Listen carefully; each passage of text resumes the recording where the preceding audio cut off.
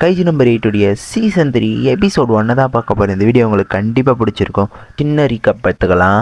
Last episode, அதாவது season 2 உடைய last எபிசோடில் யாருமே எதிர்பார்க்காத டைமில் மொத்தமாக 5 கைஜு என்ட்ரு ஆகிருக்கும். எல்லாமே நம்பர்ஸ் கைஜு.